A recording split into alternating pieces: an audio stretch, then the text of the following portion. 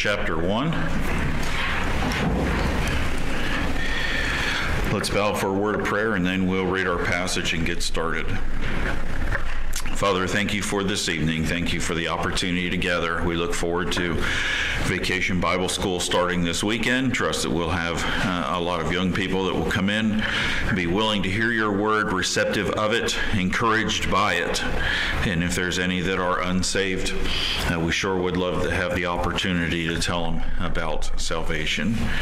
As we study tonight, help us to be encouraged that when we make rash decisions, those decisions have consequences, and acting in the flesh is rarely something that is good, and it certainly doesn't honor and glorify you. But you can use all circumstances in a way that brings honor and glory to you, and you move and work behind the scenes in ways that often we wouldn't consider. In Jesus' name we pray. Amen. Esther chapter 1, starting in verse 9. Last week we looked at the background, and then we looked at the first two feasts, the timing of them, the king's guest. The first feast was 180 days in verses 3 and 4, 6 months, political and military advisors rotating in, and the whole purpose obviously was to show off his riches and his glory to those that he was in charge of. And then in verses 5 and 6 there was a second feast, 7 days, the men of the palace, and it says everyone, small and great. So anyone that was around Shushan the palace could participate in that feast. And then tonight we're going to get into the third feast mentioned here, Queen Vashti's feast, starting in verse 9. Also Vashti the queen made a feast for the women in the royal house which belonged to King Ahasuerus. On the 7th day, when the heart of the king was merry with wine, he commanded Mehuman, Biztha, Harbona, Bigtha, and Agabetha, Zethar, and Carcas, the 7 chamberlains that served in the presence of Ahasuerus the king, to bring Vashti the queen before the king with the crown royal, to show the people and the princes her beauty, for she was fair to look on. But the queen Vashti refused to come at the king's commandment by his chamberlains. Therefore was the king very wroth, and his anger burned in him. Then the king said to the wise men which knew the times, for so was the king's manner toward all that knew law and judgment. And the next unto him was Karshena, Shethar, Admatha, Tarshish, Merez, Marsena, and Memucan, the 7 princes of Persia and Media, which saw the king's face, and which sat the first in the kingdom. What shall we do unto the queen Vashti according to law, because she hath not performed the commandment of the king Ahasuerus by the chamberlains? And Memucan answered before the king and the princes, Vashti the queen hath not done wrong to the king only, but also to all the princes, and to all the people that are in all the provinces of the king Ahasuerus. For this deed of the queen shall come abroad unto all women, so that they despise their husbands in their eyes, when it shall be reported, the king Ahasuerus commanded Vashti the queen to be brought in before him, but she came not. Likewise shall the ladies of Persia and Media say this day unto all the king's princes, which have heard of the deed of the queen, thus shall they arise to much contempt and wrath. If it please the king, let there go a royal commandment from him. Let it be written among the laws of the Persians and the Medes, that it be not altered. The Vashti come no more before King Ahasuerus.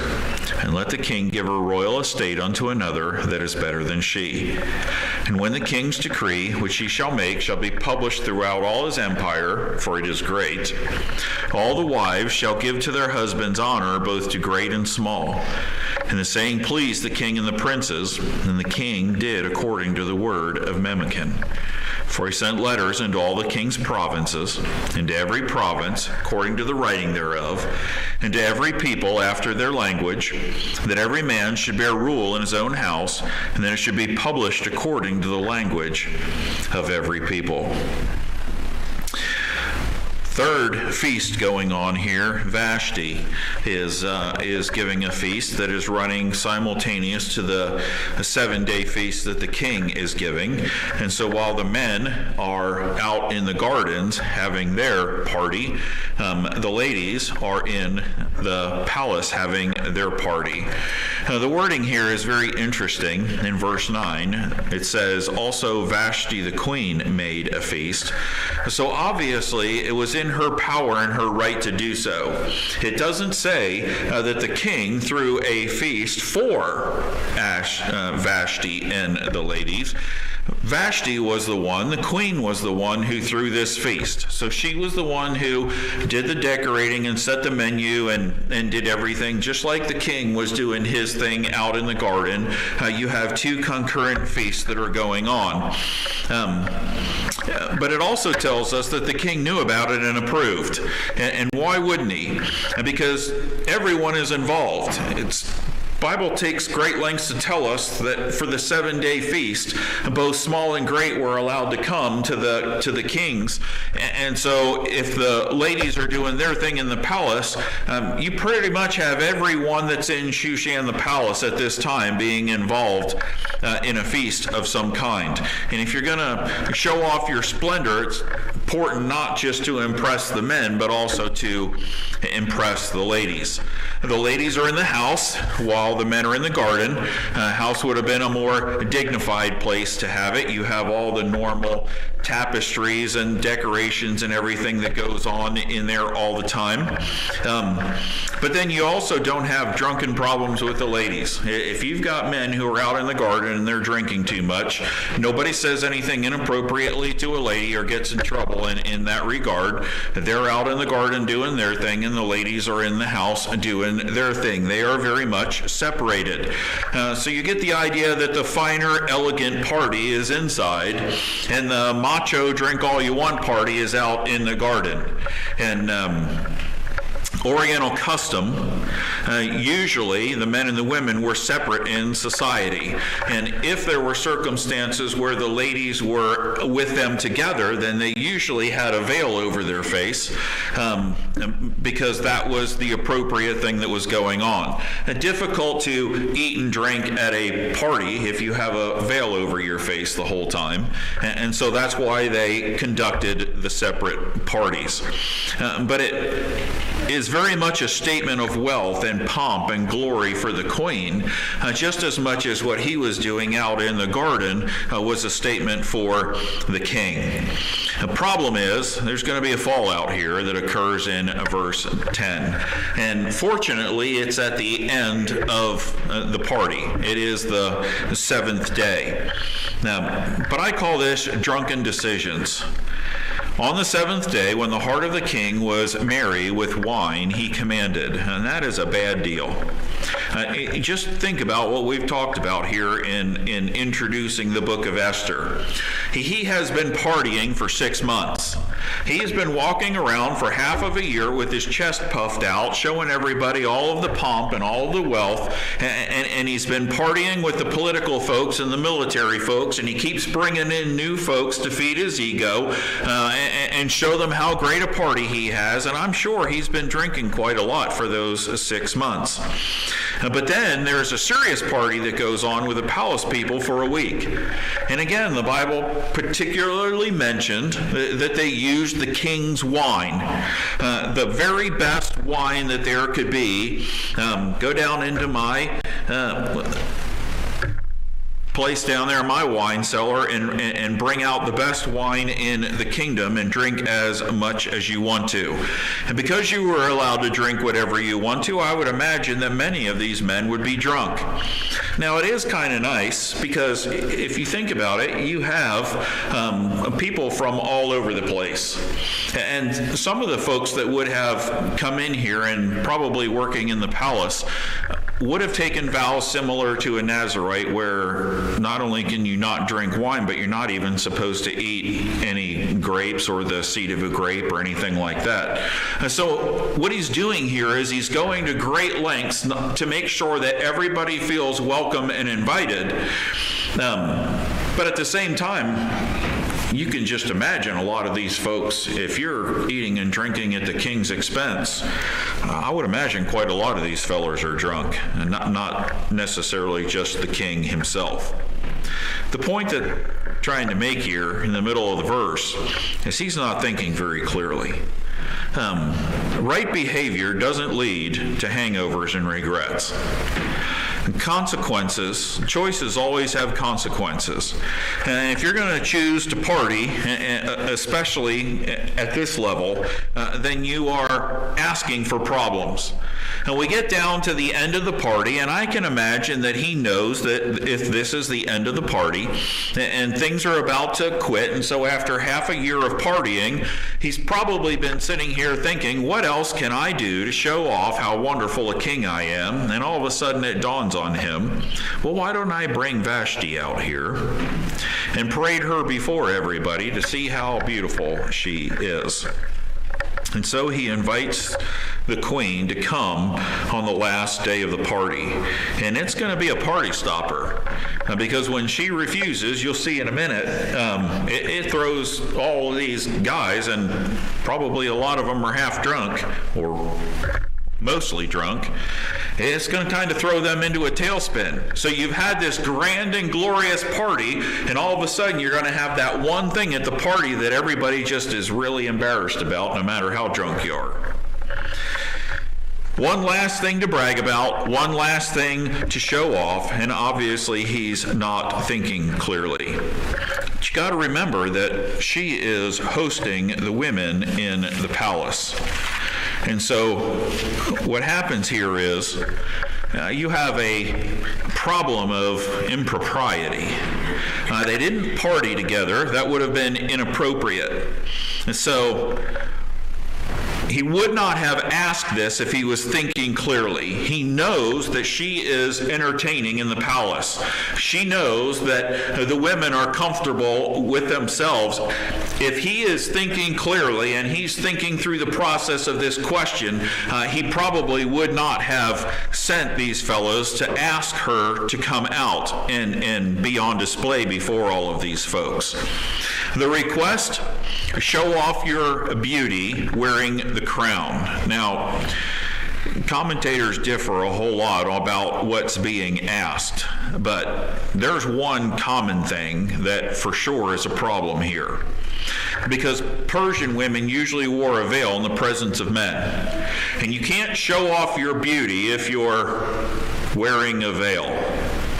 And so basically, at the least, what he has asked her to do is to come out there as the queen without her veil in a social setting before a bunch of drunk men. We are talking a huge no-no here. You're asking a lot of any Persian lady, and not going to happen. The wording of the verse and the way that it's put together is kind of difficult to figure out what's being talked about. Some of the commentators believe that she was asked to come out wearing only the crown. And then you have other people who are saying, no, they are insisting that she is wearing her fanciest clothes, including the crown, to show a status symbol, and probably not the veil, because he wanted everybody to see how beautiful she was. I kind of think it was this last one, like a model on a runway. You got a bunch of drunks who are gathered around all over the place, and they're all anticipating that the queen is going to come out there, and she's supposed to come out there without her veil and all her fine whatever she would have wore to court and her crown on top of her head, and just parade out there in front of all of them. But a bunch of drunks envious of her beauty, why would her husband and why would the king ask that of her? And so you look at this and you say, wow, man, it took an awful lot to disobey the king's order. But when you consider what the king asked of her, I don't know. I'm in the camp that says, good on you, Vashti. You ought to have told him no. He's drunk and he's not thinking clearly, and this is not the way he should have been treating her. He sends all 7 eunuchs to summon her, and they list them out here. I don't know the significance in history, but there's two different trains of thought here also. He sends all of them together to show that it was very important, and maybe he figured it was going to take all 7 of these guys to help her get dressed quickly and ready to transition from being the host at the party to being the runway model in front of all these folks out in the garden. She wouldn't, if you're going to get all gussied up, it would have taken a little while, so they sent the 7 eunuchs to do that. Others believe that it was one at a time. He sent one of the eunuchs, go get Vashti. Vashti said no. Sent another one. Vashti said no. Sent another one. Vashti said no. The wording of his reaction leads me to believe that he sent all 7 of them, expecting that they were going to very quickly get her all gussied up and that she would pretty quickly get there, before the party winds down and ends. And she says no, and so everybody's, sitting around waiting for the big reveal because the queen's coming. And you have to think that it's quite possible that a lot of these folks have never seen the queen. It's quite probable, actually. The disobedience that's listed here in verse 12, she refuses. No.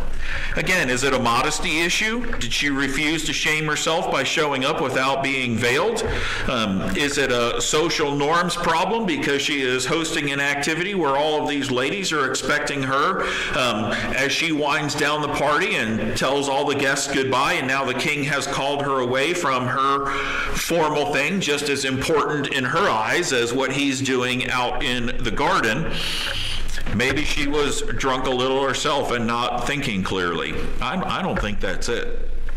I think she is considering this whole thing and saying, you know what, I'm not walking out there like that. I am not treating myself that way in front of a bunch of guys who have been drinking too much. And so the chamberlains return empty-handed. And you can imagine what it's like out there in the garden. They were probably waiting for some doors to open and watch her come down into the garden. And instead, these 7 guys show up empty-handed. And the problem here is the public anticipation turns to very public humiliation. Because the king feels really outed. And he's created a dilemma for himself. If history is lining up with Xerxes and what's happening here, he's getting ready to go and attack Greece and try and put a whooping on them. And he's bringing all the military in, and he's bringing all the political folks in to show how much money he has and how much might he has, because he's trying to get everybody ready to attack Greece, and that's not an easy feat. And we know from history that the Navy got absolutely destroyed, and then 300 people held off his entire big, huge army in Thermopylae. And in every way, shape, and form, it was a disgusting embarrassment to him. This is almost as public an embarrassment to him as the military defeat. Because the way that his advisors are going to talk to him afterwards, buddy, how are you going to control 127 provinces, and how are you going to muster this huge army and go put a whooping on the Greeks if you can't even keep your house in line? It is the problem that's being addressed here. Look at the ramifications in verse 13 through 15. Then the king said to the wise men, which knew the times, for so was the king's manner toward all that knew law and judgment. Now, at first glance, you look at this and you say, doesn't seem like it's that big a deal. Well, what happens is he responds with anger. There are 2 things that really cloud your judgment, and there are 2 things that really keep you from thinking straight. One of them is drinking and getting drunk, and the other one is rage, anger. And we see the combination of both of them here. Queen Vashti refused to come at the king's commandment by his chamberlains. Therefore was the king very wroth, and his anger burned in him. The reason that he responds and calls in the advisors, if you will, is found at the end of verse 12. His reaction to Queen Vashti is incredibly angry. The two words, very wroth and anger, very wroth means literally to crack out. If you were to take a bullwhip and pop it, pow! That's this term. In other words, he burst out in a rage. That's the description. And the king was very wroth. He probably yelled and hollered, "How dare she?" Anger means heat. The word literally means to be burnt up so as by fire. In other words, what he's telling us here in verse 12, that the king was so angry, this reminds me of Shadrach, Meshach, and Abednego standing before the fiery furnace. And boy, Nebuchadnezzar is so mad that he heats the furnace up 7 times hotter than it's supposed to be.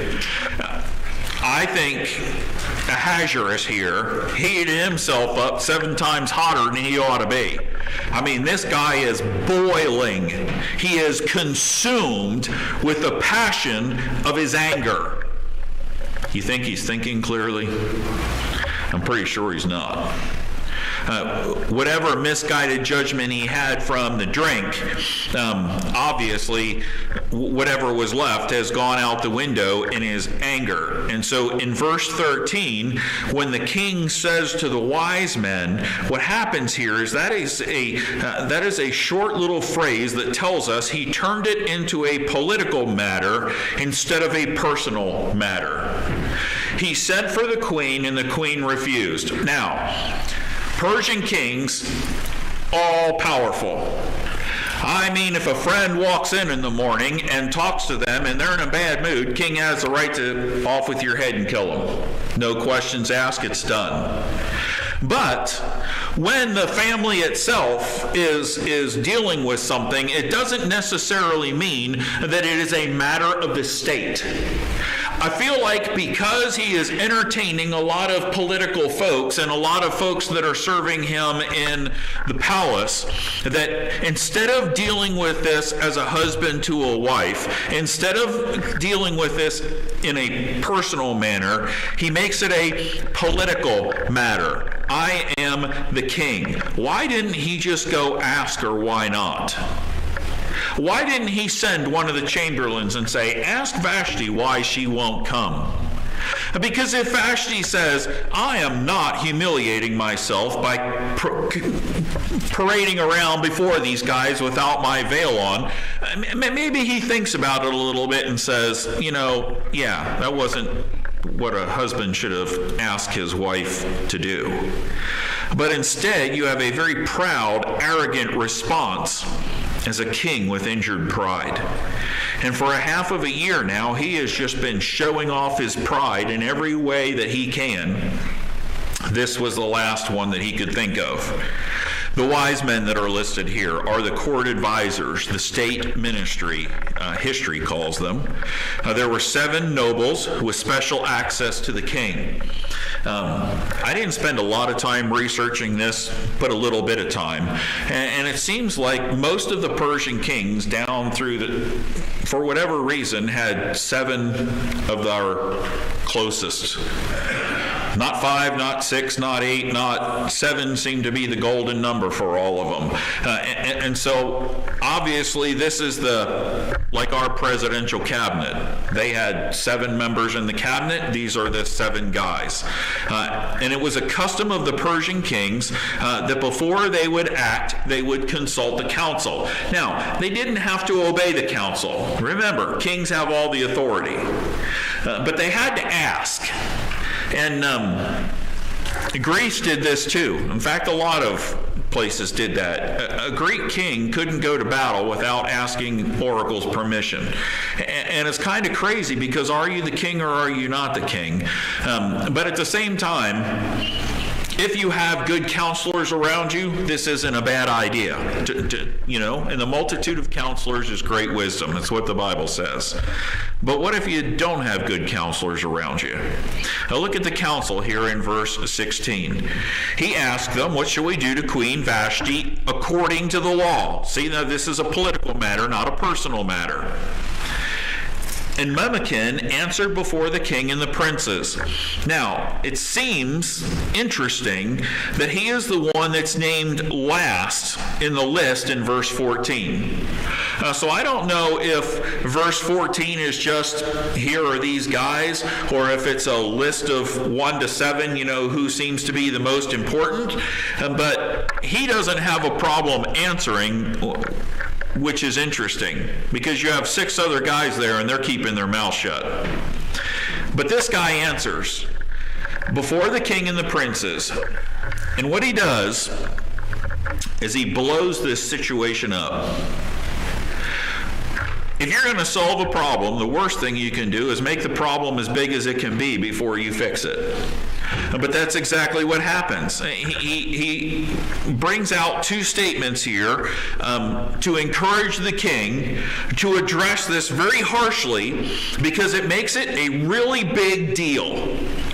And the first one is, "O king, this situation is much bigger than it seems." Now look at what he says. "Vashti the queen hath not done wrong to the king only." Now, that's a bad deal, right? I mean, you do wrong to the king, you're in trouble.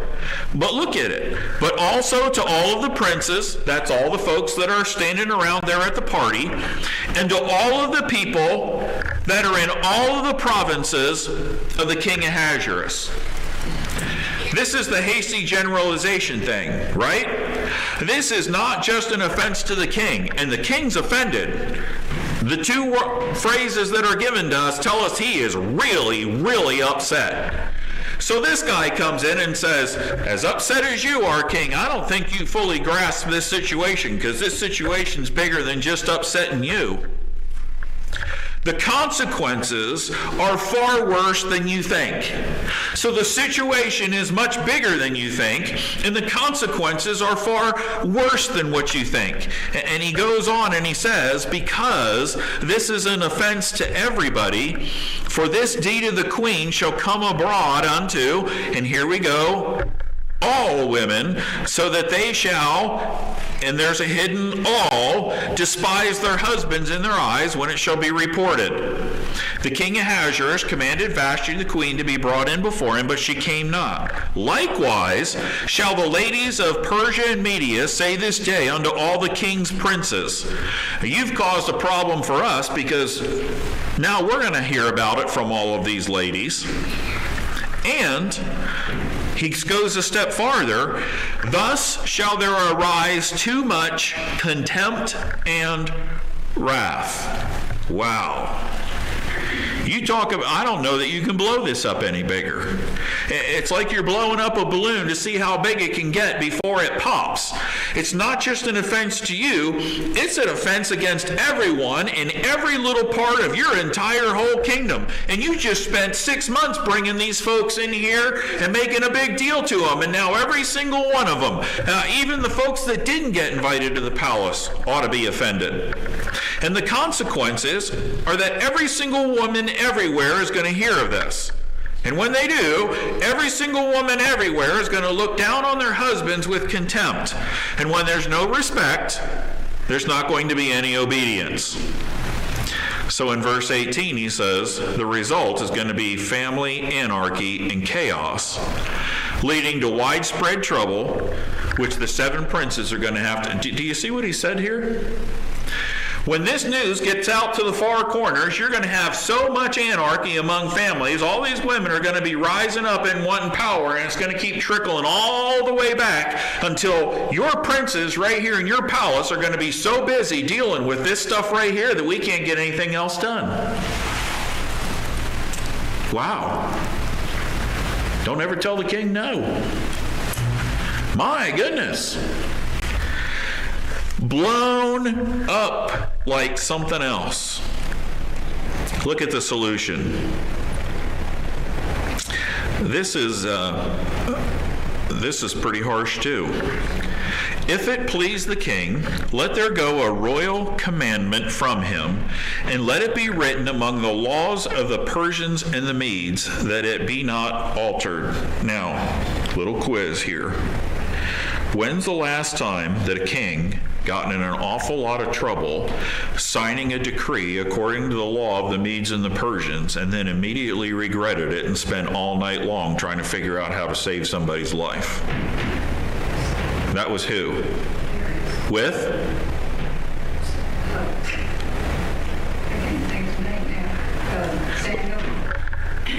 Who'd they throw in the lion's den, girls? Daniel. That's right. You see, when you make it a political matter and you write it as a law according to the law of, and it's interesting here that it says the Persians and the Medes, because history always says it the other way, according to the Medes and the Persians. It's written in stone and you can't change it. So once he writes this and seals it with his signet, it goes out everywhere, and it is an unchangeable law. Now, you would think that if you were going to make such a powerfully spoken thing that's going to go out through 127 provinces and that affects every single household in your kingdom, that you would have to carefully think that thing through, right? I got an idea. Somebody go bring me my signet, and while I'm drunk and mad,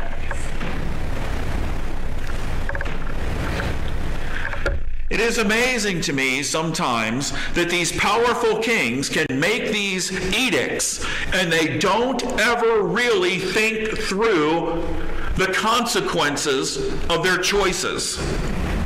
And here is somebody who, if he just takes a step back from being so offended, and he keeps this a personal matter, and he goes and he talks to the queen, maybe they work this thing out, finish the party well, go on about our business. But that's not what happens. So the result that we see here is Vashti is never to see the king again. In effect, she is exiled. Vashti go no more before King Ahasuerus, and let the king give her royal estate unto another that is better than she. You never get to see the king again. You are exiled, not anywhere in his presence. Like if he is driving down a country road and you see him drive by, you're dead because you violated the law. Her royal estate is taken away. That's the second consequence. That means all of her clothes. That means all of her title. That means all of her money. That means all of her everything. But lastly, one that you overlook, let it be given to another that is better than she. Now, this lady, I believe, stood up for what was decent and right according to Persian tradition and how she ought to conduct herself as a Persian lady. And they're making a slam against that and saying, man, this lady has some serious character issues, so we need to take away her estate and find somebody that's better than her. So not only have you banished her from ever seeing the king in exile, and you've taken away all of her estate, but you're kind of making a slam on her character and her testimony here. Even though I believe this lady tried to do the right thing, they're making a mockery of it. But then notice that this goes beyond just Vashti. And when the king's decree in verse 20, which he shall make, shall be published throughout all his empire. Now here's how you know that people are buttering up the boss. What's it say in the parentheses? I mean, he's angry and he's drunk.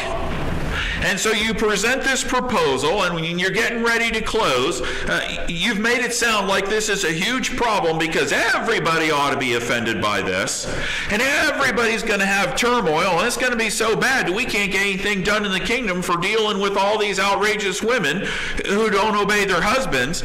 And then he's getting ready to close it, and he says, and when it gets published throughout all your empire, for you have a really great empire, O wonderful drunk king, all the wives shall give to their husbands honor, both to great and small. Question for you. Has this been a problem up until this day? Have the Persian women been running around starting a we need a right to vote and we ought to be part of the seven princes and we ought to be and we ought to be? Persian women aren't starting a women's rights movement. They're not trying to usurp power. They're not trying to. You would have heard about it. But they've decided, we're just going to nip this thing in the bud.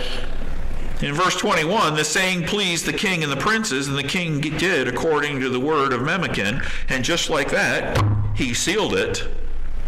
And he basically says, verse 22, wives are going to honor their husbands by law. Husbands are going to bear rule in their houses. Doesn't matter if it's great or small. And he sends this thing out written in every language, and he sends it to every single aspect of his kingdom, everywhere. Now think about this. We talked from the map last week about how far and wide this kingdom is. If you went and Googled how many different languages and dialects are in that area that we talked about, a drunk decision ends up with couriers going out and translating this thing. I'd hate to know how many hundred languages this thing got written in, and how far and wide people had to go to spread this thing. Listen, if they didn't know that Vashti disobeyed the king, they know it when this shows up, right? I mean, there has to be a reason for a crazy edict like this. Choices have consequences. And I know that he is a proud man, and I know he's an arrogant man. We see that by the party that he's putting on. But I just have a hard time thinking that if he's not drunk, that he would ask his wife to do this. Because it violates everything. It violates the separations of the parties. It violates her dignity. It violates the honor of their marriage agreement. That's not something that you do. You have entertainers that do that kind of thing. For crying out loud, the wife doesn't do that, and the queen doesn't do that. It's simply undignified. And if the whole purpose is to show how dignified and how wonderful a king is, then why get drunk and act like this, and then respond in anger in this way? But what you have to keep in mind is, this guy thinks he's in control. And between Vashti and Esther, it's obvious he's not. God's in control. Always has been, always will be. And he can use a drunk decision to drastically change the course of events for something that hasn't even come to light yet, right? They're not persecuting the Jews yet. That's another crazy decision we'll look at when Haman comes along. Boy, this poor guy is trying to rule 127 provinces, but he can't rule his own house, and he can't rule his court. Because Haman's going to come along, and he acts like he's the best thing since buttered bread, and allows him to be talked into this crazy edict about slaughtering Jews. Why would you start slaughtering people in your kingdom that haven't caused you problems? Because one of them didn't bow down to somebody in your court? Obviously, there's a huge pride problem here. That's it for chapter